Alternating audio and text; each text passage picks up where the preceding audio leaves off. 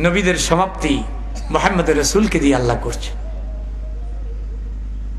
সম্মানিত হাজিরিন, তিনি ইন্টারন্যাশনাল নবী, তিনি আন্তর্জাতিক নবী। পৃথিবীর মাঝখানে আল্লাহ তাকে পাঠাচ্ছেন, পৃথিবীর মিডল পয়েন্ট এই খানায় কাবা। সুবহানাল্লাহ পড়ুন। আরশ আজিম থেকে, আল্লাহর আরশ থেকে যদি একটা পাথর নিচের দিকে ছেড়ে দেওয়া হয়, পাথরটি পড়তে পড়তে এসে মসজিদে বাইতুল মামুর ফেরেশতাদের মসজিদের উপর আসে, সেখান থেকে আবার যখন নিচের দিকে থ্রো করা হয়, ওই পাথরটি এসে কাবাগরের উপর চলে আসে। সুবহানাল্লাহ পড়ুন। এই কাবা হচ্ছে পৃথিবীর সেন্ট্রাল মিডল পয়েন্ট। আন্তর্জাতিক নবীকে আল্লাহ আন্তর্জাতিক প্লেসে আল্লাহ পাঠাচ্ছেন। লাব্বাইক আল্লাহুম্মা লাব্বাইক পড়ুন না তালবিয়া। লাব্বাইক আল্লাহুম্মা লাব্বাইক, লাব্বাইক লা শারীকা লাক লাব্বাইক, ইন্নাল হামদা ওয়ান নি'মাতা লাক ওয়াল মুলক লা শারীকা লাক। তিউনিসিয়ার লোকেরা বলতেছে লাব্বাইক, সোমালিয়ার লোকেরা বলতেছে লাব্বাইক, সুদানের লোকেরা বলতেছে লাব্বাইক, ইথিওপিয়ার লোকেরা বলতেছে লাব্বাইক, সাউথ আফ্রিকার লোকেরা বলতেছে লাব্বাইক, ল্যাটিন আমেরিকার লোকেরা বলতেছে লাব্বাইক, ফ্রান্সের লোকেরা বলতেছে লাব্বাইক, এশিয়ার লোকেরা বলতেছে লাব্বাইক, ইউরোপের লোকেরা বলতেছে লাব্বাইক। দুনিয়ার সমস্ত মানুষের কণ্ঠে একটি আওয়াজ, আল্লাহ আমরা হাজির হয়েছি। বিশ্ব হজের সম্মেলন এই কাবা শরীফকে ঘিরে, আন্তর্জাতিক সম্মেলন, যেটা ইব্রাহিম আলাইহিস সালাম দাওয়াত দিলেন পৃথিবীর মানুষগুলোকে। ওয়াজ্জিন ফিন নাস বিল হজ ইয়াতুকা রিজালান ওয়া আলা কুল্লি দুআমির ইয়াতিনা মিন কুল্লি ফাজ্জিন আমিক। সুবহানাল্লাহ। আল্লাহ ইব্রাহিমকে বললেন, ইব্রাহিম তুমি পৃথিবীর মানুষকে দাওয়াত দিয়ে দাও, হজের ঘোষণা দিয়ে দাও। দূর দূরান্ত থেকে পায়ে হেঁটে ওটের পিঠে ছড়ে তারা আমার কাবার দিকে আসবে। সুবহানাল্লাহ। ইন্না আউয়ালা বাইতিন বুদিআ লিন-নাস লাল্লাযী বিবাক্কাতা মুবারাকান ওয়া হুদাল লিল আলামিন। কথা নিঃসন্দেহে যে মানুষের বন্দেগীর জন্য, ইবাদতের জন্য, আনুগত্য দাসত্বের জন্য, মাথা ঠেকানোর জন্য, কিয়াম সালাতের জন্য পৃথিবীতে সর্বপ্রথম যেই ঘরটি তৈরি করা হয়েছে, কোরআন বলছে বাক্কা। ওলামারা এখানে আছেন, কোরআন কি বলছে? বাক্কা। তখন এই জায়গাটার নাম ছিল কি? বাক্কা। পরবর্তী সময় হয়েছে কি? মক্কা। ওয়া হুদাল লিল আলামিন লাল্লাযী বিবাক্কাতা মুবারাকান, অত্যন্ত বরকতপূর্ণ, ফজিলতপূর্ণ। ওয়া হুদাল লিল আলামিন, সারা পৃথিবীর সমস্ত মানুষের হেদায়েতের মার্কাজ হচ্ছে এই বাক্কা। সুবহানাল্লাহ। কাবা ঘরকে ঘিরে পৃথিবীর মানুষগুলো, আল্লাহর আশিকিন বান্দাগুলো, বান্দিগুলো চোখের পানি অজরে ছাড়তেছে। আর যখন রুকনে ইয়ামিন স্পর্শ করে, কাবার একটি কোণ যেটাকে রুকনে ইয়ামিনী বলা হয়, এটাও দোয়া কবুলের জায়গা। সুবহানাল্লাহ পড়ুন না। হাজরে আসওয়াদ দোয়া কবুলের জায়গা, মাকাম ইব্রাহিম দোয়া কবুলের জায়গা, হাতিমে কাবা দোয়া কবুলের জায়গা, জাবালে রহমত দোয়া কবুলের জায়গা। সুবহানাল্লাহ পড়ুন না। আরাফাতের মাঠে যেখানে হযরতে আদম আলাইহিস সালাতু ওয়াস সালামের দোয়া আল্লাহ কবুল করলেন, জাবালে রহমত। মসজিদে নামিরা দোয়া কবুলের জায়গা, সাফা দোয়া কবুলের জায়গা, মারওয়া দোয়া কবুলের জায়গা। আল্লাহু আকবার। এই জায়গাগুলো কিসের? হাত তুললে আল্লাহ সে হাতটি ফেরত দেন না বান্দার। সুবহানাল্লাহ। সম্মানিত হাজিরিন, এই ঘরকে ঘিরে পৃথিবীর শ্রেষ্ঠ মানুষ আসবেন পৃথিবীতে। সারা দুনিয়ার জুলমাত, অন্ধকার, অনাচার, অত্যাচার, লুণ্ঠন, মেয়েদেরকে জীবন্ত অবস্থায় মাটির গর্তে ঘেরে রাখা বন্ধ করে দিয়ে একটি সোনালী সমাজ উপহার দিবেন মুহাম্মদ রাসূল কোরআন দিয়ে। সেই প্রতীক্ষাই ছিল পৃথিবীর মানুষগুলো। পড়ুন না সুবহানাল্লাহ। তিনি এসে গেলেন পৃথিবীতে, আল্লাহ তাকে পাঠালেন। হযরতে আমিনা বিনতে ওয়াহাব বলছেন, আসার 3 দিন আগের রাত্রে আমি স্বপ্নে দেখেছি এক জ্যোতিষ্ময় মহামানব আমার ঘরে স্বপ্নে আমার সঙ্গে দেখা। তার চেহারার আলোতে গোটা ঘরটা আলোতে উদ্ভাসিত হয়ে গেছে। আমি জিজ্ঞেস করলাম, কোথায় থেকে আসছেন? এত সুন্দর মানুষ তো জীবনে দেখি নাই। সুবহানাল্লাহ পড়ুন না। তিনি বললেন, আনা ইব্রাহিম ও খালিলুল্লাহ, আমি হতেছি আল্লাহর খলিল ইব্রাহিম আলাইহিস সালাম। একটা নিউজ নিয়ে আসছি, একটা প্রস্তাব নিয়ে আসছি, একটা সংবাদ নিয়ে আসছি। কি সংবাদ? হযরত আমিনা বিনতে ওয়াহাব বলেন, জানতে চাইলাম কি খবর নিয়ে আসছেন। তিনি বলছেন, তোমার গর্ভে একটি সন্তান আছে, এই পৃথিবীতে আসার পরে তার নাম রেখে দিও মুহাম্মদ সাল্লাল্লাহু আলাইহি ওয়াসাল্লাম। সুবহানাল্লাহ বলেন। ইনি হবেন নবী আখিরে জামান। আল্লাহু আকবার বললেন না আপনারা? ইনি হবেন নবী আখিরে জামান। আজ থেকে হাজার হাজার বছর আগে এই ঘরকে ঘিরে দোয়া করেছিলাম, আমার সেই দোয়া কবুল করেছেন আল্লাহ পাক। তিনি আসতেছেন তোমার গর্ভে, আর 3 দিন সময় বাকি আছে। স্বপ্নে দেখতেছেন হযরতে আমিনা। এই কাবাকে ঘিরে পৃথিবীতে একজন রসুল আসছেন। সেজন্য আল্লাহর পেয়ারা হাবিব মুহাম্মদুর রাসূলুল্লাহ সাল্লাল্লাহু আলাইহি ওয়াসাল্লাম বলেছেন, কোন নবীর কাছে জিবরাইল আমিন আসতেন 10 বার, কারো কাছে আসছেন 20 বার, কারো কাছে আসছেন 50 বার, 100 বার, 200 বার, 300 বার, 350 বার, 450 বার। আমাকে বাদ দিলে পৃথিবীর সকল নবীদের হিসাব করলে দেখা যায় হযরতে মূসা কালিমুল্লাহর কাছে আসছেন জিবরাইল আমিন 400 বার। এত আসতে বললেন সুবহানাল্লাহ। জিবরাইল কতবার আসছে? 400 বার। হযরত মূসা আলাইহিস সালামের নবুয়তের পিরিয়ডে নবীজি বললেন, ও আমার সাহাবীরা শুনে নাও, আমার 23 বছরের নবুয়তের জিন্দেগিতে মক্কার 13 বছর, মদিনার 10 বছর, আমার এই নবুয়তের পিরিয়ডে হযরত জিবরাইল আমিন ওহী নিয়ে আমার কাছে আসছে 24,000 বার।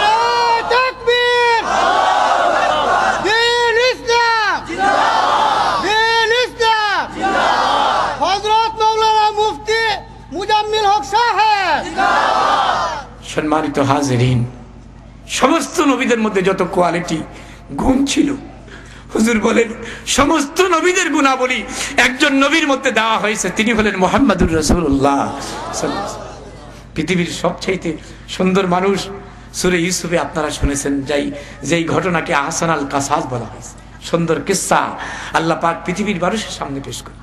হযরত আয়েশা বলেন, ওই মিশরী মহিলারা ডাইনিং স্পেসের মধ্যে দাওয়াত দিয়েছে ভিআইপি পার্সন মহিলাদেরকে। একটা ছুরি দিয়েছে, একটা পাত্র দিয়েছে, একটা লেবু দিয়ে একটা ফল দিয়েছে কাটার জন্য। আর এমনি অবস্থায় মহিলারা চেয়ারের মধ্যে, কেদারার মধ্যে, কুর্সির মধ্যে বসা, সামনে টেবিলে এগুলো সাজানো। জুলেখা বলছেন, আমি যখন বলবো তখনই তোমরা ফল কাটা শুরু করবে। আর এর মধ্যেই তার চাকরানিকে বললেন, ইউসুফ আলাইহিস সালামকে নিয়ে আসো এই ডাইনিং স্পেসে, এই রুমের মধ্যে, এই হাউজের মধ্যে নিয়ে আসো। হযরত ইউসুফ আলাইহিস সালাম যখনই দরজা দিয়ে প্রবেশ করলেন, সমস্ত মহিলারা ইউসুফের দিকে নজরে এক পলকে তাকিয়ে আছে। জুলেখা বললেন, এখন তোমরা ফল কাটো। ওই মহিলারা ইউসুফ আলাইহিস সালামের দিকে তাকিয়ে কাটা শুরু করলেন। নিজেদের আঙ্গুলগুলো কেটে টুকরা টুকরা করে দিলেন। মহিলাদের খবর ছিল না, ডাইনিং স্পেস টেবিল রক্তে রঞ্জিত হয়ে গেল। ইউসুফের দিকে শুধু তাকিয়ে আছে আর ফল কাটতেছে। কিতাবে আসছে কোন কোন মহিলার ছুরি গিয়ে তার তলপেট পর্যন্ত কাটা হয়ে গেছে।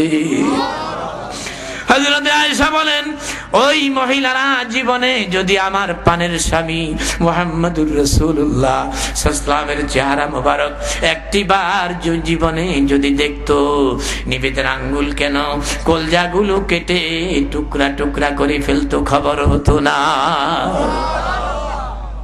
ঈশার নামাজের পরে নবীর শান সম্পর্কে, নবীর মর্যাদা সম্পর্কে, নবীজির মাজেদা সম্পর্কে বলছি।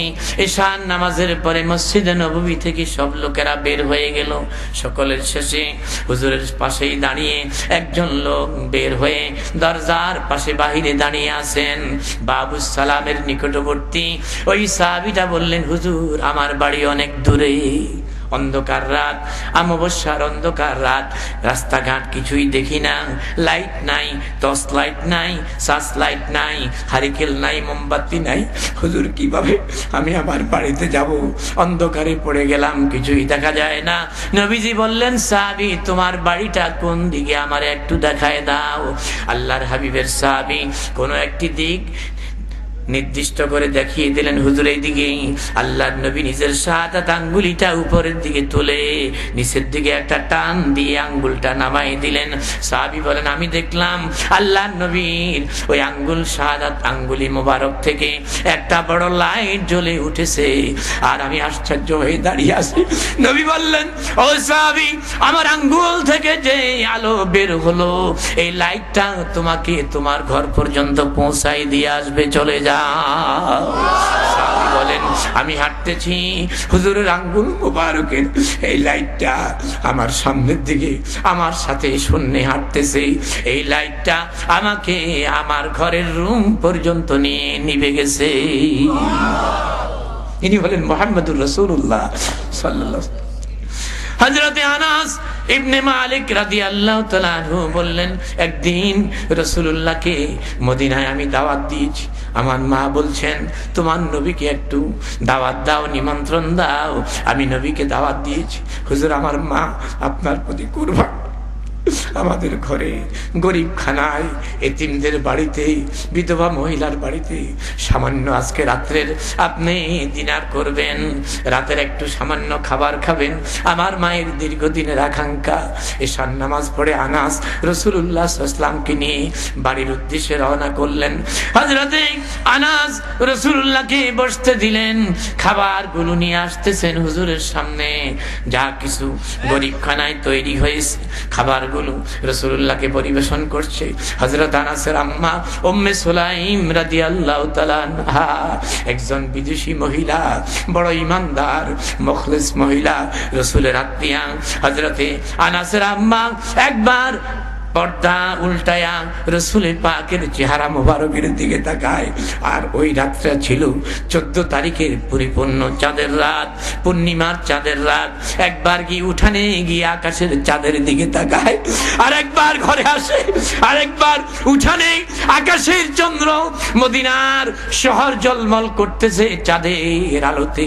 একবার আকাশের চাঁদের দিকে উঠানে গিয়ে তাকায়, আবার ধোনায় আসি রাসূলের চেহারার দিকে তাকায়। হযরতে আনাস ইবনে মালিক বললেন, আম্মা গো, একবার আমার মনিবের চেহারার দিকে তাকাও, আবার উঠানে গিয়ে আকাশের পূর্ণিমার চাঁদের দিকে তাকাও। আনাসের আম্মা কেঁদে ফেললেন, চোখের পানি ফেলে দিয়ে আবেগী কণ্ঠে বললেন, ও বাবা, নবীর খাদেম হিসাবে খেদমতে নিয়োজিত আছো, নবীর চেহারা সম্পর্কে খবর রাখলা না। আমি আল্লাহর নবীর চেহারা মুবারকের সঙ্গে আকাশের পূর্ণিমার চাঁদের সাথে কম্পেয়ার করে দেখেছি, তুলনা করে দেখেছি। ওই আকাশের চাঁদের মধ্যে কলঙ্ক আছে, আমার নবীর চেহারার মধ্যে কোনো কলঙ্ক নাই।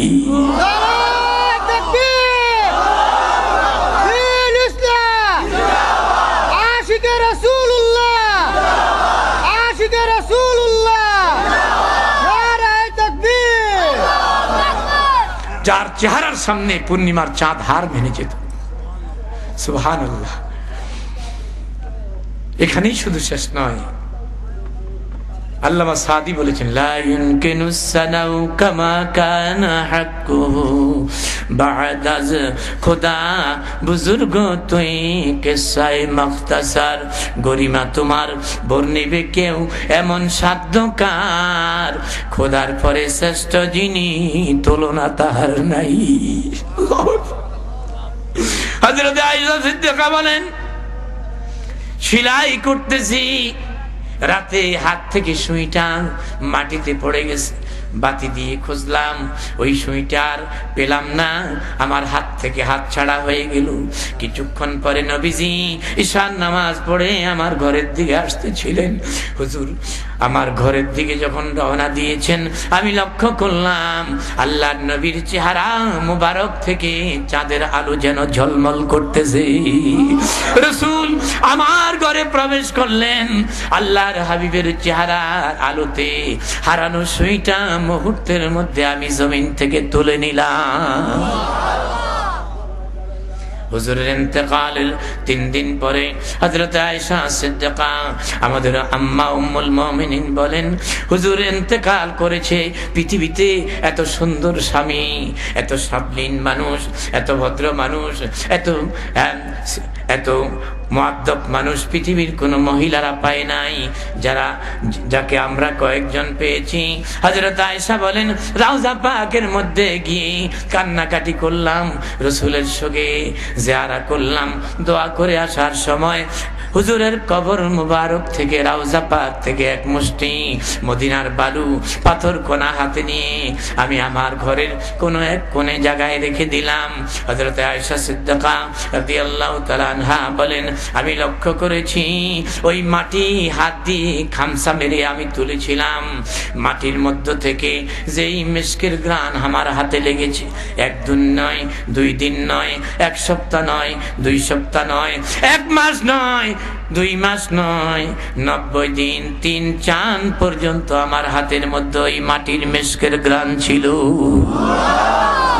যার কবরের মাটি মিস্কের ঘ্রাণ হয়ে যায়, আল্লাহু আকবার, সুবহানাল্লাহ। বিবাহের মজলিস যখন মদিনায় হতো, মহিলারা ছুটে আসতেন আম্মা হযরত আয়েশা সিদ্দিকার ঘরে, এসে বলতেন, আম্মা জান, রাসূল পাকের পসিনা মুবারক কাছাই কাছাই আপনি শিশির মধ্যে ভর্তি করে রেখেছেন, রক্ষিত সেই ঘামের 2-1টি ফোঁটা আমার এই শিশিটার মধ্যে দেন। আমার মেয়েটার বিবাহের মজলিস এই হুজুরের ঘাম মুবারক, পসিনা মুবারককে আমরা সেন্ট আতর হিসাবে ব্যবহার করব। হযরত আয়েশা বলেন,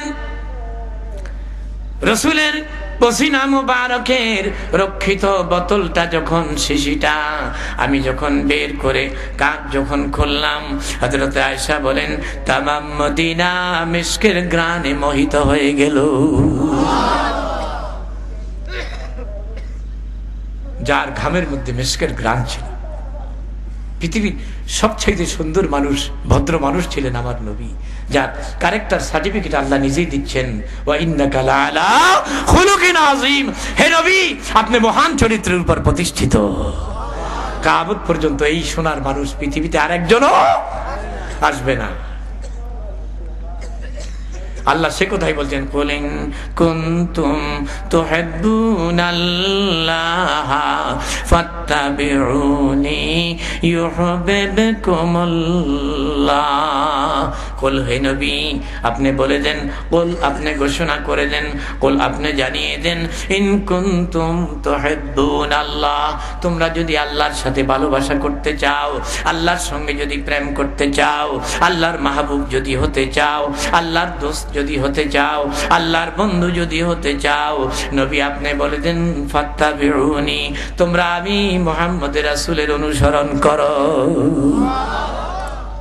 লাকাদ কানা লাকুম ফি রাসূলিল্লাহি উসওয়াতুন হাসানাহ লিমান কানা ইয়ারজুল্লাহ ওয়াল ইয়াউমাল আখিরা ওয়া যাকারাল্লাহা কাসীরা। সুবহানাল্লাহ পড়েন না? আল্লাহর রাসূলের জীবনে রয়েছে অনুকরণযোগ্য উত্তম আদর্শ। মডেল করে, নমুনা করে পৃথিবীর মানুষের জন্য একজন মানুষ পাঠানো হয়েছে। আপনি যদি উত্তম স্বামী হতে চান, তাহলে আয়েশা সিদ্দিকার স্বামী, খাদিজাতুল কুবরার স্বামী, জয়নবের স্বামী, উম্মে সালমার স্বামী, হযরতে হাফসা, উম্মে হাবিবার স্বামী, উম্মে হানির স্বামী মুহাম্মদুর রাসূলুল্লাহকে অনুসরণ করতে হবে। পৃথিবীতে এত সুন্দর স্বামী, এত সাবলীন স্বামী পৃথিবীর কোন নারীর জীবনে পায় না। স্ত্রীদের অধিকার তিনি আদায় করেছেন, সন্তানদের অধিকার তিনি আদায় করেছেন। সম্মানিত হাজিরিন, আল্লাহ সে কথাই বলছেন যে তোমরা আমার নবীর ইত্তেবা করো, আমার নবীর অনুসরণ করো, আমার নবীর অনুকরণ করো। আজকের পৃথিবীতে বেইনসাফি সর্বত্র আজকে চলছে, কি বেইনসাফি, ইনসাফ নাই। ইনসাফ আছে? এত আস্তে কথা বলেন কেন? আছে? ইনসাফ নাই পৃথিবীতে। এই পৃথিবীর মানুষকে ইনসাফ শিখিয়েছেন, ইনসাফ প্রতিষ্ঠা করেছেন মুহাম্মদুর রাসূলুল্লাহ সাল্লাল্লাহু আলাইহি ওয়াসাল্লাম। হযরতে হালিমাতুস সাদিয়া বলেন, শিশু সন্তানের খোঁজে খোঁজে আমি সুদূর কবিলায় বনু সাদ তায়েব থেকে ছুটে আসছি। সন্তানকে নিয়ে যাব দুধ খাওয়ানোর জন্য। বিরাট একটা অঙ্ক, বিনিময়ে দুধ সাপ্লাইয়ের বিনিময় পাবো, লালন পালনের বিনিময় দেওয়া হবে। সব মহিলারা ছুটে আসছে যারা শিশু সন্তানের খোঁজে, মক্কাতে সাত হয়েছে। পয়সাওয়ালার ছেলে মেয়েদেরকে নিয়ে সবাই বিদায় হয়ে গেছে। যখন শুনে মোহাম্মদ রাসূল সাল্লাল্লাহু আলাইহি ওয়াসাল্লামের মায়ের উনুনে কোনোদিন পাতিল ছড়ে, কোনোদিন পাতিল ছড়ে না, খেয়ে না খেয়ে জীবনের দিনগুলো যাচ্ছে।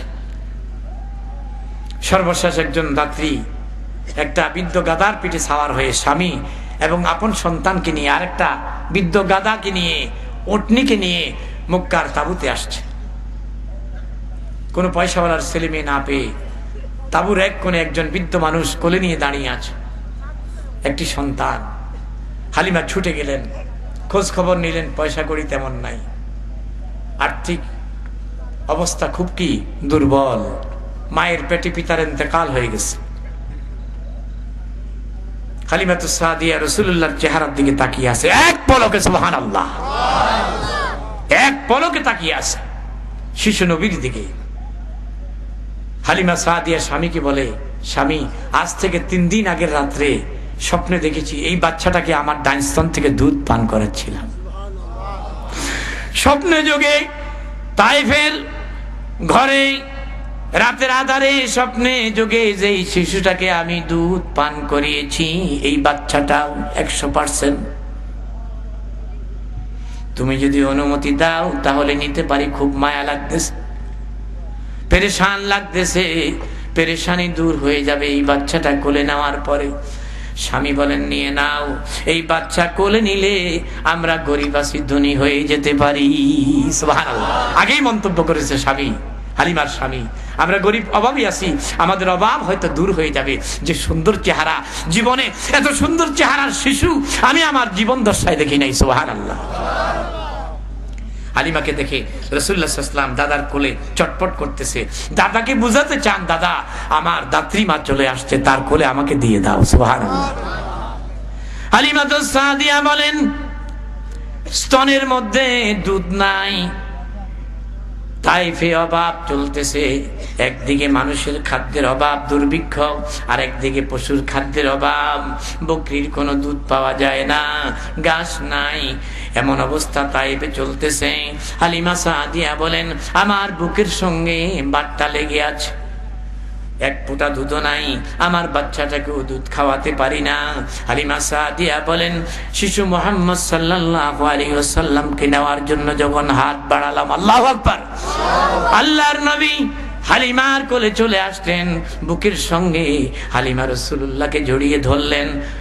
বুকের সঙ্গে লাগার সঙ্গে সঙ্গে শিশু মুহাম্মদ সাল্লাল্লাহু আলাইহি ওয়াসাল্লাম হালিমা উপরের দিকে জাম দিয়ে লাফ দিয়ে উঠেছে, যেন ভয় পেয়ে গেছে। স্বামী বলেন, হালিমা, এতক্ষণ পর্যন্ত নেওয়ার সাংঘাতিক আগ্রহ তোমার মধ্যে দেখলাম, বাচ্চা কোলে নেওয়ার পরে, বুকে লাগার পরে কেন তুমি লাফাচ্ছ, যেন ভয় পেয়ে গেছো? হালিমা সাদিয়া বলেন, আমি আমার বুকের সঙ্গে হাত লাগিয়ে দেখি শুকনা নদীর, শুকনা খালের মধ্যে সমুদ্রের জোয়ারের ধাক্কা যখন শুরু হয়ে যায়, মুহূর্তের মধ্যে যেমনি করি খাল বিল পানিতে ভরে যায়। আমার শুকনা দুধের বাটের মধ্যে দুধের জোয়ার শুরু হয়ে গেছে, আমার দুধগুলো ভর্তি হয়ে লাফ দিয়ে উপরের দিকে উঠেছে। আমি ভয় পেয়ে গেলাম। এবার বুকে হাত লাগিয়ে দেখি সমস্ত বাটগুলো দুধে ভর্তি। মাজেজা দেখুন মুহাম্মদ রাসূল সাল্লাল্লাহু আলাইহি ওয়াসাল্লাম। হালিমাতুস সাদিয়া বলেন, ওটের পালানের দিকে নজর করে দেখলাম ওটের পালানগুলো নিচের দিকে দুধ ভর্তি হয়ে নেমে গেছে। শুধু আমার বুকের মধ্যে দুধ আসে নাই, আমার ওটের পালানটাও, ওটের উলানটাও দুধে ভর্তি হয়ে গেছে। সুবহানাল্লাহ। স্বামী দুধ পানালেন, দুধ আমি খেলাম, আমার স্বামীকে খাওয়ালাম। এবার মক্কা মুআজ্জামা থেকে তায়েফের উদ্দেশ্যে রওনা দিয়েছি। যারা আমার 2-2.5 ঘন্টা আগে মক্কার বিত্তবান ধনী মানুষের ছেলে মেয়ে নিয়ে রওনা দিয়েছিল, তাদের সমস্ত বাহনগুলাকে ওভারটেক করে আমার দুর্বল গাধাটি বাতাসের সঙ্গে পাল্লা দিয়া ধরতে আরম্ভ করেছে।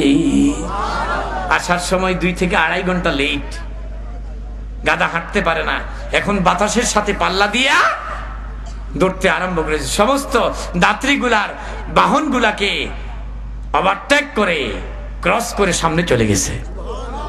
নেতা আগে থাকে না পিছে থাকে? কথা বলেন না কেন? নেতা আগে না পিছে? তিনি সাইয়্যিদুল মুরসালিন, তিনি ইমামুল মুত্তাকিন, তিনি ইমামুল মুরসালিন, তিনি শাফিউল মুজনাবিন, তিনি রাসূল রাব্বিল আলামিন, তিনি হলেন রাহমাতুল লিল আলামিন। কাফের বেঈমানদের বাচ্চার পিছনে আল্লাহ তার রাসূলকে থাকা পছন্দ করলেন না, লিডারকে আল্লাহ আগে নিয়ে গেলেন। হালিমা বলেন বাড়িতে চলে গেলাম, ঘরে পৌঁছে গেলাম, ডারস্তনের দুধ শিশু মুহাম্মদ সাল্লাল্লাহু আলাইহি ওয়াসাল্লামের মুখের মধ্যে দিচ্ছি, তিনি আরামে দুধ খাচ্ছেন। বাম দিকে নবীজির মুখমণ্ডল ঘুরায় বাম দুধের বাট শিশু মুহাম্মদ সাল্লাল্লাহু আলাইহি ওয়াসাল্লামের মুখের মধ্যে দেওয়ার চেষ্টা করি, আল্লাহর রাসূল মুখকে ঘুরায় অন্যদিকে নিয়ে যায়।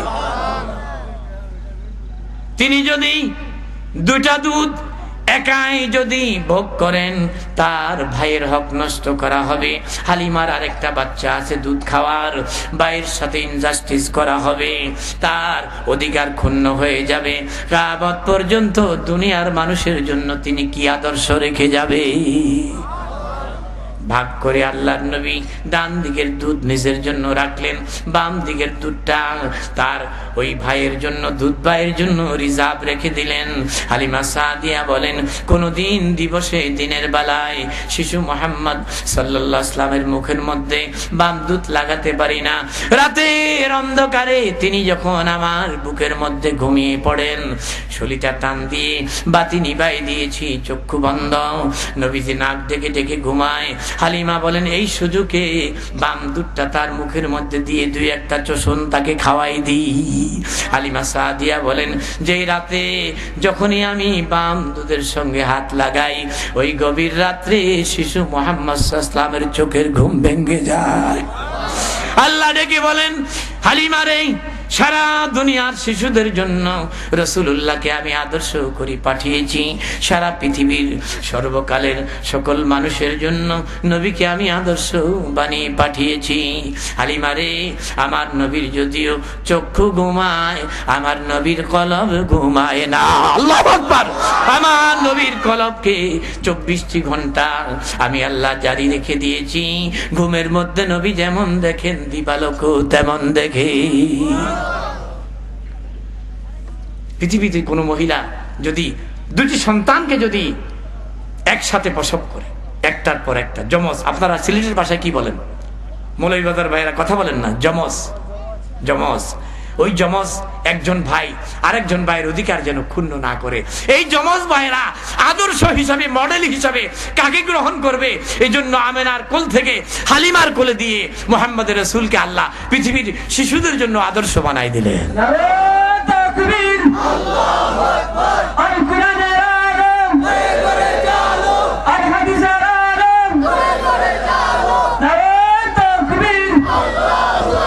সম্মানিত হাজিরিন, সে নবীর কথা আল্লাহ বলছেন, হে নবী আপনি বলে দিন ফাত্তাবিউনি, তারা যেন আপনার ইত্তেবা করে। হযরত আনাস ইবনে মালিক বলেন, 10টি বছর নবীজির খেদমতে ছিলাম, কোনদিন রাগত স্বরে কথা বলেন নাই, ধমক দেন নাই, সার্চ করেন নাই, আনাস এই কাজটা কেন করেছ, এটা কেন করলি না। গাড়ি মন্দ দেওয়া দূরের কথা, বর্ষণা দেওয়া দূরের কথা, 10 বছরের মধ্যে যতটুকুন খেদমত আমি গোলাম হয়ে, খাদেম হয়ে রাসূলুল্লাহর করেছি, আল্লাহর নবী মনিব হয়ে তার চাইতে কয়েক গুণ বেশি খেদমত আমি আনাসের করেছি। যায়েদ ইবনে হারেসের কথা বলছিলাম, পৃথিবীর শ্রেষ্ঠ বীরের মধ্যে একজন মুসলিম বীর, যার নাম আল্লাহ রাব্বুল আলামিন কোরআনে মজিদের মধ্যে দিয়েছেন, সুবহানাল্লাহ। সেই যায়েদ ইবনে হারাস নানার বাড়ি, মায়ের সঙ্গে নানার বাড়ি আসতেছিলেন। পথিমধ্যে ডাকাতেরা তার মা থেকে তাকে বিচ্ছিন্ন করে নিয়ে মক্কার মেলায় বিক্রি করে দিয়েছে। মা কানতে কানতে বাড়িতে ফিরে যায়, যায়েদকে হারাইয়া পাগল পারা। পৃথিবীতে সবচাইতে বেশি মায়া সন্তানের প্রতি কার? এত আসতে বলেন কার? মা পাগলিনী হয়ে গেছে। খাদিজাতুল কুবরার বাতুস পুত্র মক্কার মেলা থেকে 2টা গোলাম ক্রয় করে নিয়ে আসছে। খাদিজার বাড়ির পাশ দিয়ে যাচ্ছে, ফুপুর সাথে দেখা করতে আসছেন। আওয়াজ দিলেন, ফুফু আম্মা দরজা খুলে দিলেন। সেই খাদিজা, যাকে মক্কার লোকেরা তাহেরা বলে ডাকতো, পবিত্রা নারী, সুবহানাল্লাহ। পুত পবিত্রা নারী খাদিজা, তার টাইটেল ছিল, লকব ছিল কি? তাহেরা, পবিত্রা নারী। মুহাম্মদ রাসূলকে মক্কার কাফেররা বলছে আল আমিন। কি বলছে? আল আমিন। ফুফু আম্মা 2টা গোলাম নিয়ে আসছে। মনের ইচ্ছা, আপনাদের তো কোনো খাদেম নাই, এই ছেলেটাকে আপনার খেদমতে রেখে যেতে চাই, গিফট করব, আপনাকে উপহার দিয়ে যাব। খাদিজা খুশি হয়ে বললেন, রেখে যাও। 2টা দাঁড় করাইছে। বললে, ফুফু আম্মা যেটা আপনি চয়েস করবেন এই মুহূর্তে আমি তাকে আপনার খেদমতে দিয়ে যাব, এই 2টার কোনটা নেবেন আপনি? হযরতে খাদিজা যায়েদের দিকে তার আঙ্গুলের ইশারা পড়েছে, সুবহানাল্লাহ। যায়েদের কপালে পূর্ণিমার চাঁদ লেগে গেছে। এত আসতে বললেন সুবহানাল্লাহ। দো জাহানের সরদার, আল্লাহু আকবার। আল্লাহর আদালতে যিনি উম্মতকে সুপারিশ করবেন, যার শাফায়াত ছাড়া কোন নবী সেদিন জান্নাতে যেতে পারবে না, আল্লাহু আকবার। সেই নবীর ঘরের খাদেম হওয়ার সুযোগ হয়ে গেল। যায়েদকে রেখে চলে গেলেন। কিছুদিন পরে সেই এলাকার কিছু লোকদের সঙ্গে, বণিকদের সঙ্গে, তারা মুলকে শাম, বসরা, সিরিয়ার দিক থেকে আসতেছে, মক্কার উপর দিয়ে যাচ্ছে। পথটা এই শহরের উপর দিয়ে যেতে হয়, কাফেলার যাতায়াতের রাস্তা। মক্কার বাজারে রাস্তার পাশে যায়েদ ছেলেটাকে দেখে তার এলাকার একজন লোক বলল, তোমার নাম না যায়েদ? বলছে, হ্যাঁ আমার নাম যায়েদ। তোমার বাপের নাম না হারাস? বলছে, হ্যাঁ। এখানে কোথায় আসলে? তোমার মা তো পাগল হয়ে গেছে। মা বাবা কাঁদতে কাঁদতে জীবনেও তারা মনে মনে ভেবেছে তাদের সন্তানের সাথে আর কোনোদিন দেখা হবে না। বাবা এখানে কোথায় আছো? বলছে, আমি আল আমিন ব্যাপারীর বাড়িতে আছি। সুবহানাল্লাহ পড়েন না? হুজুর 8 বছর বয়সে চাচা আবু তালেবের সঙ্গে মক্কার বাজারে চাউলের ব্যবসা করতেন। সুবহানাল্লাহ পড়েন। আত-তাজিরু সুদুকুল আমিন মা'আন নাবিয়্যিন ওয়াস সিদ্দিকিন ওয়াস শুহাদা। রাসূল বলছেন, যারা আমানতদারির সাথে ব্যবসা করবে, সততার সাথে ব্যবসা করবে, ওজনে কম দিবে না, নিষ্ঠার সাথে ব্যবসা যারা করবে, কিয়ামতের দিন তাদের হাসর হবে নবী, সিদ্দিক এবং শহীদদের সঙ্গে। হুজুর মক্কার বাজারে ব্যবসায়ী হিসাবে আল আমিন খেতাব লাভ করেছে। আমি আল আমিন ব্যাপারীর বাড়িতে আছি। দ্রুত চলে গেলেন, যায়েদের আব্বাকে বললেন, যায়েদের বাবা হারাস, তোমার ছেলের সন্ধান পেয়েছি। কোথায়? আশ্চর্য হয়ে গেছে। মক্কার আল আমিন ব্যাপারীর বাড়িতে আছে। ছুটে আসছে, টাকা পয়সা নিয়ে, আত্মীয় স্বজন নিয়ে। দরজায় আসি, আওয়াজ দিয়েছে, আল আমিন ব্যাপারী বাড়িতে আছেন? হুজুর লাব্বাইক বলে দরজা খুলে দিলেন। সুবহানাল্লাহ পড়েন না? বসতে দিলেন। কোথায় থেকে আসছেন? বলছে, আমি হতভাগ্য যায়েদের পিতা। শুনতে পেয়েছি আমার ছেলেটি আপনার হেফাজতে আছে। যেই পয়সা দিয়ে তাকে ক্রয় করা হয়েছে, দ্বিগুণ পয়সা দিয়ে আমি তাকে মুক্ত করে নিতে চাই, যদি আপনি দয়া করে তাকে মুক্তি দেন। রাসূলুল্লাহ সাল্লাল্লাহু আলাইহি ওয়াসাল্লাম বললেন, আপনার ছেলে যদি যেতে চায় কোনো আপত্তি নাই, কিন্তু যাবে কি না এই ব্যাপারে আমার সন্দেহ আছে। এত আসতে বললেন সুবহানাল্লাহ। কিন্তু আপনার ছেলে আমাকে ছেড়ে মা বাবার খেদমতে যাবে কিনা এই ব্যাপারে আমার সন্দেহ আছে। যদি যেতে চায় আলহামদুলিল্লাহ, আমি তাকে বিদায় দিয়ে দিব, আপনার সন্তানকে নিয়ে যান। হুজুর ডাক দিয়ে বললেন, যায়েদ। লাব্বাইক বলে আওয়াজ দিয়েছে, এদিকে আসো। নিকটে আসছে, রাসূলুল্লাহর পাশে আসি দাঁড়িয়েছে। অনেক আদরের ছেলে, মমতার ছেলে, মহব্বতের সন্তান, বাপের সবচাইতে প্রিয় ছেলে যেভাবে বাপের পাশে ঘেসে ঘেসে দাঁড়ায়, হুজুরের পাশে দাঁড়িয়েছে। হুজুর বলছেন, জায়েদ এই লোকটাকে চিনো? হুজুরিনি আমার আব্বা হারাস। এই লোকটাকে চিনো? আমার মামা। এই লোককে চিনো? আমার চাচা। কয়েকজনকে তিনি শনাক্ত করলেন, আইডেন্টিফাই করলেন, বাকিদেরকে করতে পারলেন না। সম্মানিত হাজিরিন, রাসূলুল্লাহ বলছেন, জায়েদ তোমার মা সব সময় কান্নাকাটি করে তোমার সঙ্গে, তুমি কি তোমার মায়ের কাছে আব্বুর সাথে চলে যাবে না আমার কাছে থাকবে? জায়েদ ইবনে হারাস চিৎকার দিয়ে দান অবস্থা থেকে রাসূলুল্লাহর কদম দুইখানা বুকের সাথে জড়িয়ে ধরে গোড়াগড়ি দিচ্ছে। হে আল্লাহর রাসূল, আলামিন ব্যাপারী, মক্কার সবচাইতে বিশ্বস্ত মানুষ, আমানতদার, জীবনে বহু মনে পেয়েছি, আপনার মতো মানুষ জীবনে কোনোদিন দেখি নাই।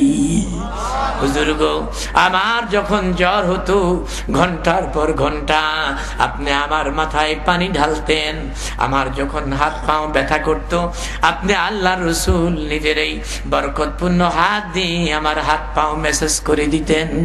ওগো আল্লাহর নবী, ঘরে রান্না হলে ভালো খাবারটা আমাকে গোলামকে খাওয়াতেন। ওগো আল্লাহর নবী, 70 জন পিতা মাতার মমতা যদি এক পাল্লায় রাখা হয়, অপর পাল্লায় মুহাম্মদ ইবনে আব্দুল্লাহর ভালোবাসা যদি অপর পাল্লায় দিই, পাল্লা যদি ওজন দেওয়া হয় 70 জন পিতা মাতার ভালোবাসার চাইতে আল্লাহর রাসূলের পাল্লাটা অনেক বেশি ভারী হবে। আল্লাহু আকবার। হযরত যায়েদ বলেন, হুজুর গো, আপনাকে ছেড়ে দিয়ে আমি বাঁচতে পারবো না, জীবনের শেষ মুহূর্ত পর্যন্ত খাদেম হিসাবে আপনার চরণে থাকতে চাই। রাসূলুল্লাহর চোখে খুশিতে পানি চলে আসছে। যায়েদের আত্মীয় স্বজন, বাবা, সবাই আশ্চর্য হয়ে গেলেন। যায়েদকে আল্লাহর রাসূল হাতে নিয়ে এবার চললেন। বাবা ঠান্ডার হয়ে গেলেন। এমন কি মানুষ, এমন কি আচরণ ব্যবহার আমার ছেলেকে তার মনিব দিয়েছে, যেখানে মা বাবার ভালোবাসা হার মেনে গেছে। যায়েদকে হাতে নিয়ে আল্লাহর নবী বাইতুল্লাহর সামনে গিয়ে ঘোষণা দিয়ে বললেন, হে কাবার প্রতিবেশীরা, মক্কার প্রতিবেশীরা, কাবার প্রতিবেশীরা শুনে নাও, ও কুফারে কুরাইশরা শুনে নাও, এতদিন পর্যন্ত যায়েদ আমার খাদেম ছিল, আজ থেকে যায়েদকে আমি নিজের সন্তানের জায়গায় বরণ করে নিলাম। এতদিন যায়েদ ইবনে হারাস আমার খাদেম ছিল, খাদমতগার ছিল, আজ থেকে যায়েদকে আমি আমার সন্তান হিসাবে বরণ করে নিলাম। নারায়ে তাকবীর, দ্বীন ইসলাম, দ্বীন ইসলাম। সম্মানিত হাজিরিন, একটু আল্লাহকে ডাকুন, লা ইলাহা ইল্লাল্লাহ, জোরে লা ইলাহা ইল্লাল্লাহ,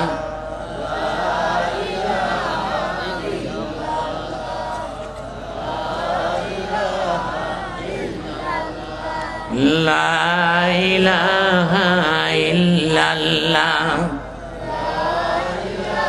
আলা বিযিকিরিল্লাহি তাতমাইন্নুল কুলুব। কোরআন মাজিদ আল্লাহ নিজেই বলছেন, বান্দা যখন আমাকে ডাকে, আমার জিকির করে, তখন সে দিলে প্রশান্তি লাভ করতে পারে। জিকির করলে অন্তরের কালিমা মরিসা দূর হয়ে যায়। লিকুল্লি শাইইন সিকালাতুন সিকালাতুল কুলুব যিকরুল্লাহ। সুবহানাল্লাহ পড়েন না? আল্লাহর জিকিরের ধাক্কা যখন কলবের উপর শুরু হয়ে যায়, গুনাহগুলো, মরিসাগুলো ছিটকিয়ে পড়তে থাকে, কলব পরিষ্কার হয়ে যায়, প্রশান্তি পায়। আল্লাহকে স্মরণ করলে লা ইলাহা ইল্লাল্লাহ, জোরে লা ইলাহা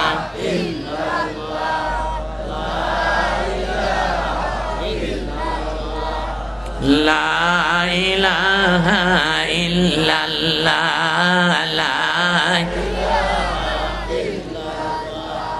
লা ইলাহা ইল্লাল্লাহ,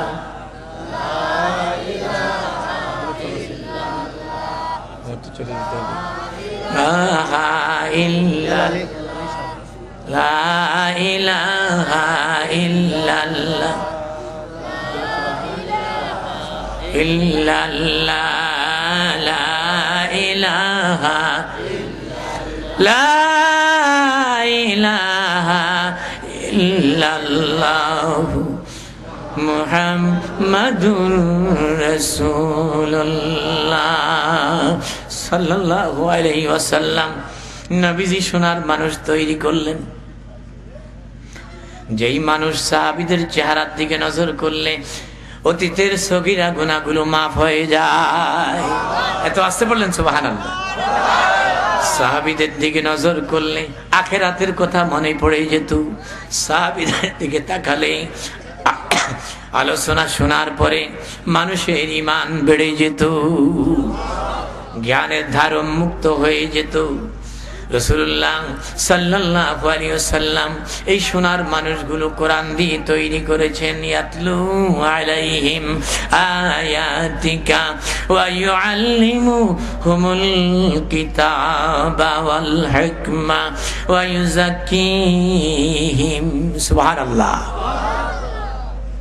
ইব্রাহিম আলাইহিস সালামের দোয়া। এদের মাঝে এদের মধ্য থেকে একজন রাসূল আপনি পাঠান, যিনি আপনার আয়াত তাদেরকে তেলাওয়াত করে শোনাবেন, কোরআন এবং সুন্নাহর জ্ঞান তাদেরকে দান করবেন, তাদেরকে পরিচ্ছন্ন করবেন, পবিত্র করবেন। এমন একজন রাসূল এই জায়গায় আপনি পাঠান। রাসূল তৈরি করলেন ওমরে ফারুককে। ওমরে ফারুক ছিল ওটের রাখাল,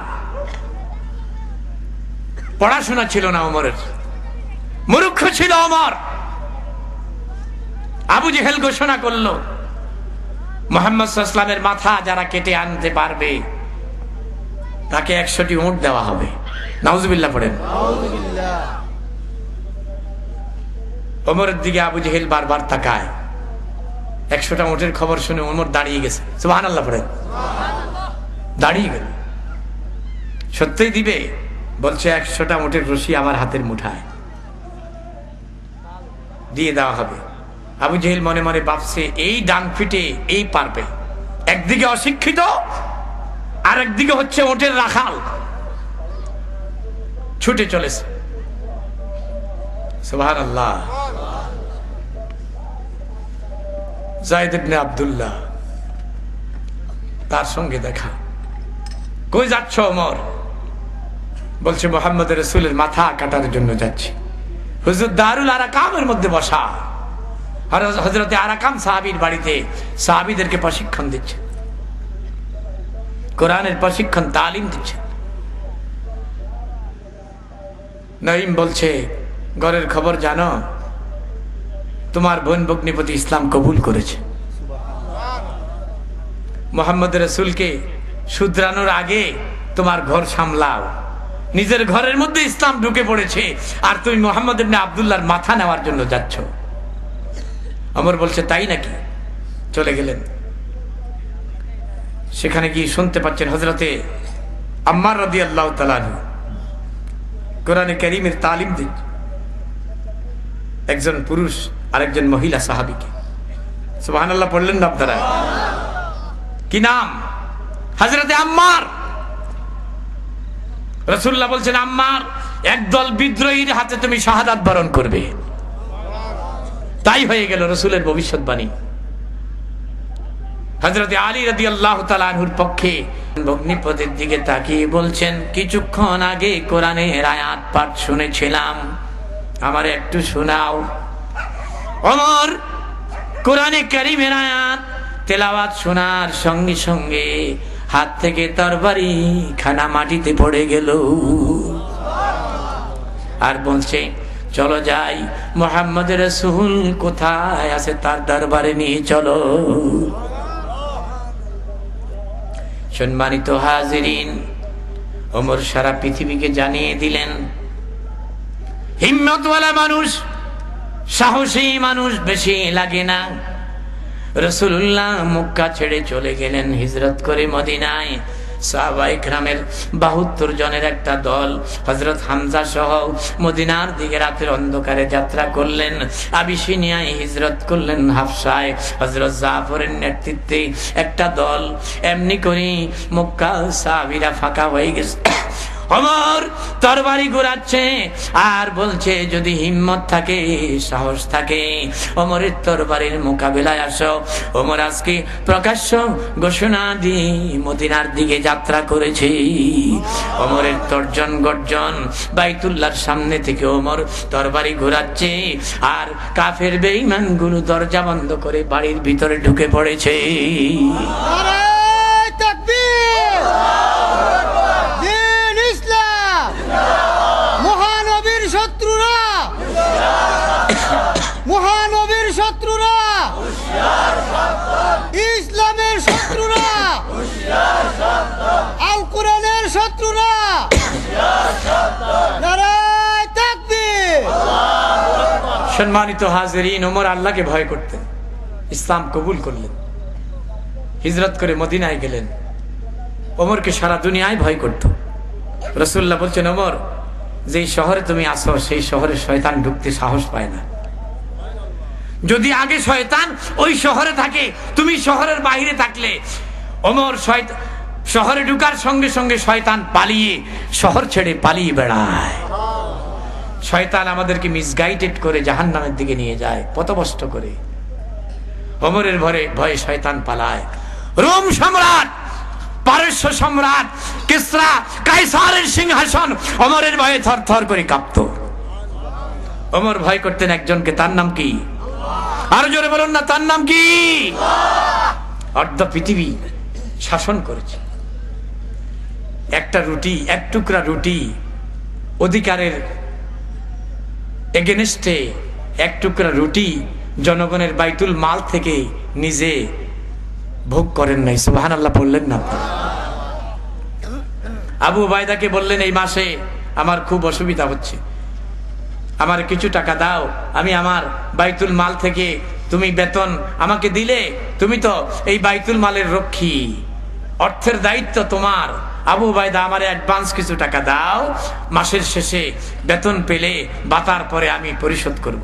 হযরতে আবু উবাইদা বলেন, আমিরুল মুমিনিন, একটু লিখে দেন যে এই মাস আপনি খলিফা হিসাবে দায়িত্ব পুরাপুরি পালন করতে পারবেন, এই সিকিউরিটি গ্যারান্টি কি আপনার জীবনের আছে? হযরত ওমর চুপ হয়ে গেলেন। সুবহানাল্লাহ পড়ুন। সে আবু উবাইদা রাসূলুল্লাহ তৈরি করলেন। হযরত ওমর খামোশ হয়ে গেলেন, আর বললেন না। এই মানুষগুলোকে রাসূলুল্লাহ কোরআন দিয়ে তৈরি করেছে। মরুতে ঘুরতেছে হযরত ওমর ফারুক। আমার টিকিটটা কোথায়?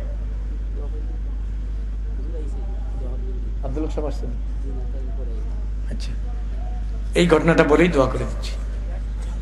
আপনারা থাকবেন তো দোয়া পর্যন্ত? শেষ বক্তার আখিরি মুনাবাত সভাপতি সাহেবের ভাষণ পর্যন্ত আপনারা থাকবেন তো? কি কথা বলেন না, থাকবেন তো?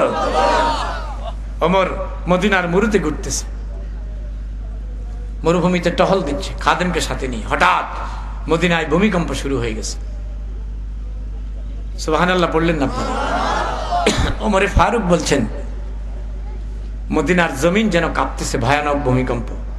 খাদেম বলছে, আমিরুল মুমিনিন, ওই যে দেখুন শহরের বিল্ডিং গুলো, পাথরগুলো, বিকগুলো খসে খসে পড়তেছে ভূমিকম্পের ধাক্কায়।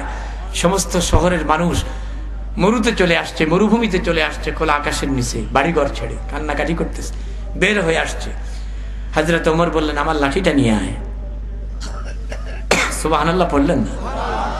আমার আশা, আমার লাঠিটা নিয়ে আসে।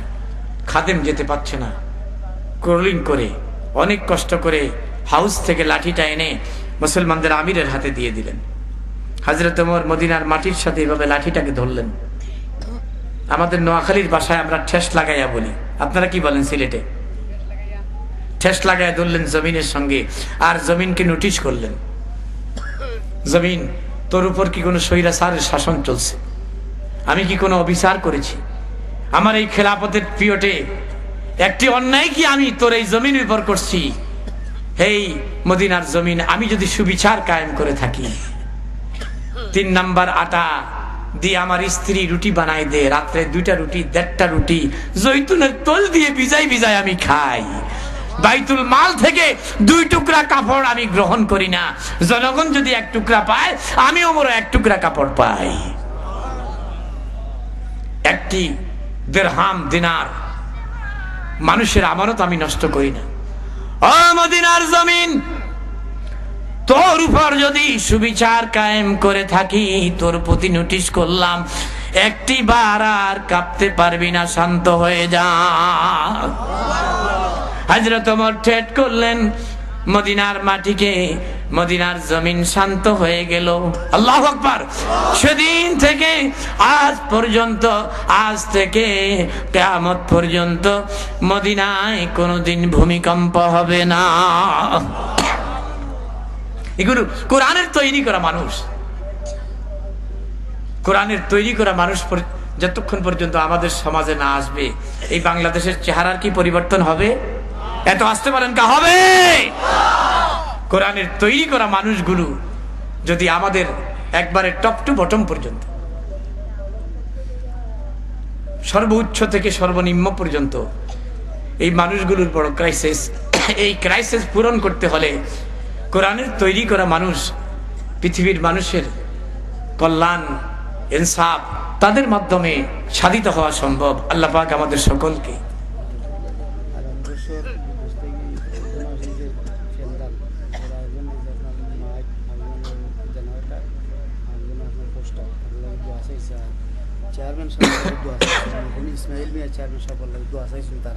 ইসমাইল সাহেবের জন্য তার পরিবারের পক্ষ থেকে আপনাদের খেদমতে দোয়া চেয়েছে। প্রবাসী ভাইয়েরা প্যান্ডেল, লাইট, মাইক, পোস্টারের ব্যবস্থা করেছেন, আলহামদুলিল্লাহ। পড়ুন না, ওনাদের জন্য দোয়া করবেন। আগামী বছরের না,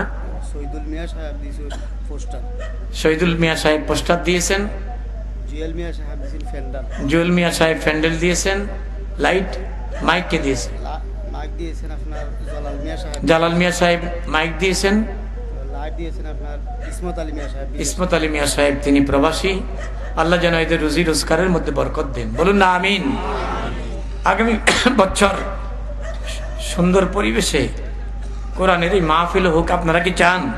কারা কারা চান একটু হাত উঠান। নারায়ে তাকবীর,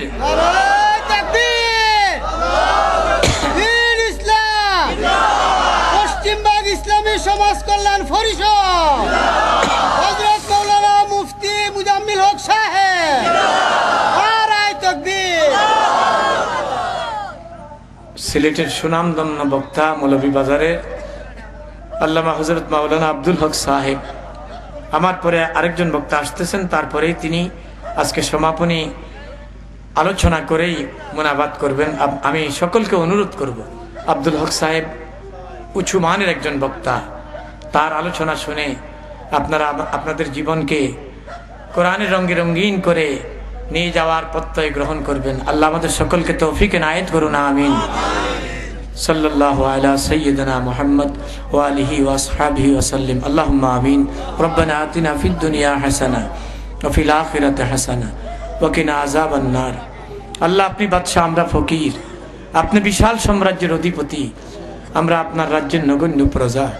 আপনি আমাদের মালিক, আমরা আপনার গোলাম।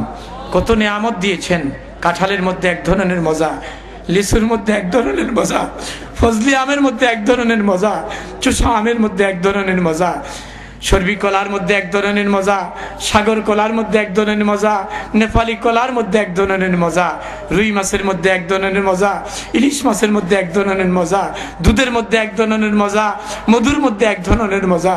আল্লাহ এত নিয়ামত দিয়েছেন, যেই নিয়ামতগুলো কিয়ামত পর্যন্ত গণনা করে আমরা শেষ করতে পারবো না। আল্লাহ নিয়ামতের শুকর গুজারি যেন করতে পারি, আমাদের তৌফিক দিন। রব্বুল আলামিন এই মাহফিলকে পশ্চিমবাগ ইসলামী সমাজ মরহুম চেয়ারম্যান সাহেবকে মাফ করে দেন। মরহুম চেয়ারম্যান সাহেবের কবরে বেহেশতের বিছানা বিছায়া দেন। আমাদের আব্বা আম্মাকে মাফ করে দেন। অনেক কষ্ট করে আমাদেরকে পালন করেছে আমাদের মা বাবা। মায়ের কথা কি কোনোদিন ভুলা যায়? পিতার সঙ্গে বেয়াদবি করলে পিতা বাড়ি থেকে সন্তানকে পিটায়া বাড়ি থেকে বের করে দেয়। ছেলেটি সারাদিন মাঠে ঘাটে বনে জঙ্গলে ঘুরে বেড়ায়। রাত যখন গভীর হয়ে আসে, বাহিরে ঠান্ডায় টিকতে পারে না। মাঘের ঠান্ডা, প্রচন্ড হিম ঠান্ডা পড়তেছে, আকাশ থেকে শিশির ঝরে পড়ছে। এই কুয়াশার মধ্যে কাঁপতে কাঁপতে দরজায় চলে আসে। দরজায় আসি, যখন দেখে আব্বা নাক ডেকে ডেকে ঘুমায়, রাত 1টা হয়ে গেছে। করুণ সুরে, কান্নার সুরে মাকে ডাকে, মাগো দরজাটা খুলে দাও, বাইরে ঠান্ডায় টিকতে পারি না। বাবা আমাকে ভুলে যেতে পারে, মাগো তুমি তো বলতে পারো না। জীবনে হাজার হাজার রাত ঘুম হারাম করে দিয়ে আমাকে যত্ন করে পালন করেছো গো মা। মা মা বলে ওই ছেলেটি যখন দরজায় হাত মারতে থাকে, মা দুঃখিনীর চোখে ঘুম আসে না। মা দৌড়ায় এসে দরজা খুলে দিয়ে ছেলেকে ঘরের মধ্যে আশ্রয় দেয়। রব্বুল আলামিন এই পৃথিবীতে সন্তানের জন্য মায়ের যত মায়া, এর চাইতে লাখো কোটি গুণ বান্দা বান্দির জন্য তুমি আল্লাহর বেশি মায়া। রব্বুল আলামিন গভীর রাতে 11টা হয়ে গেছে, তোমার আরশের দিকে হাত ঝুলিয়ে ধরেছি। আল্লাহ, যারা যেই মাকসাদ নিয়ে হাত তুলেছি, স্কুল কলেজের ছাত্ররা হাত তুলেছে, ব্যবসায়ীরা হাত তুলেছে, কৃষক শ্রমিক মেহনতি মানুষ হাত তুলেছে, আলিম ওলামা শিক্ষকেরা হাত তুলেছে, ব্যবসায়ীরা হাত তুলেছে। আল্লাহ, জানি না কার মনে কি ব্যথা আছে, বেদনা দুঃখ আছে। আল্লাহ, সকল দুঃখ বেদনা দূর করে দাও। আল্লাহ, এদেশের আলিম ওলামাদের প্রতি রহম করো রব্বুল আলামিন। আলিম ওলামারা আজকে বড় বিপদগ্রস্ত রব্বুল আলামিন। দিনের বড় করুণ অবস্থা, বাংলাদেশে ইসলামের বড় দুর্দিন রব্বুল আলামিন। কোরআনের কথা বলার কারণে বাংলাদেশের জেলগুলো আলেম দিয়ে ভর্তি করে রাখা হয়েছে রব্বুল আলামিন। জাতীয় সংসদের সদস্য হয়ে দুইবার 11 বছরে যিনি একটি টাকা জনগণের হাতালেন না, তিনি ঘোষণা করে দিয়ে বললেন, শুকুরের মাংস যেমন হারাম, আমি সাইদের জন্য জনগণের দেশের পয়সা তেমনই হারাম রব্বুল আলামিন। স্বচ্ছতার সাথে আমানতদারির সাথে যার তেলাওয়াত শুনে, তাকরীর শুনে দেশ বিদেশে হাজার হাজার খ্রিস্টান ইহুদি মুশরিক ইসলাম কবুল করেছে রব্বুল আলামিন, তাকে তোমার রহমতের হাতে তুলে দিলাম। আল্লাহ, এই বাংলাদেশ গৃহ যুদ্ধের দিকে এগিয়ে যাচ্ছে। আয় আল্লাহ, একামতে দ্বীনের সৈনিকেরা আজকে বড় বিপদগ্রস্ত। আল্লাহ, তোমার রহমতের দৃষ্টি তাদের উপর নিক্ষেপ করো। কোরআনের কথা যারা বলে, কোরআনের পথে যারা চলে, আল্লাহ তাদের হিম্মত সাহস বাড়িয়ে দাও। মক্কার সেই 3.5 বছরের সেই করুণ দৃশ্য বাংলাদেশে শুরু হয়েছে। শাহজালালের এই জমিন, শাহ মাকদুমের এই জমিন, শাহপরানের এই জমিন, হাজী শরীয়তুল্লাহর এই জমিন, শহীদ আব্দুল মালিকের এই জমিনকে তোমার কোরআনের মার্কাজ বানিয়ে দাও। এদেশের ঘরে ঘরে আলীর উত্তরসূরি, হামজার উত্তরসূরি তৈরি করে দাও। আয় আল্লাহ, আমাদের ঘরগুলাকে ইমানের দুর্গ বানিয়ে দাও। ইসলামী সমাজ কল্যাণ পরিষদ পশ্চিম বাগকে আল্লাহ তুমি কবুল করো। এর সাথে সংশ্লিষ্ট যারা হিতাকাঙ্ক্ষী, শুভাকাঙ্ক্ষী, আয় আল্লাহ ডোনার, সাহায্যকারী, ভলান্টিয়ার যারা অনেক কষ্ট করে এই মাহফিলের আয়োজন করেছে, যেই তরুণগুলো, আল্লাহ এই তরুণগুলাকে জান্নাতি যুবক বানিয়ে দাও। আল্লাহ, মা বাবা হারিয়ে যারা হাত তুলেছে, যাদের মা বাবা কবরের আধারে চলে গেছে, আল্লাহ মা বাবার কবরকে জান্নাতের টুকরায় পরিণত করে দাও। রোগীদের রোগ শিফা করে দাও। ছাত্রদেরকে পরীক্ষাতে কামিয়াবি দান করো। সুবহানা রাব্বিকা রাব্বিল ইজ্জাতি আম্মা ইয়াসিফুন ওয়া সালামুন আলাল মুরসালিন ওয়ালহামদুলিল্লাহি রাব্বিল আলামিন। আসসালামু আলাইকুম ওয়া রাহমাতুল্লাহ।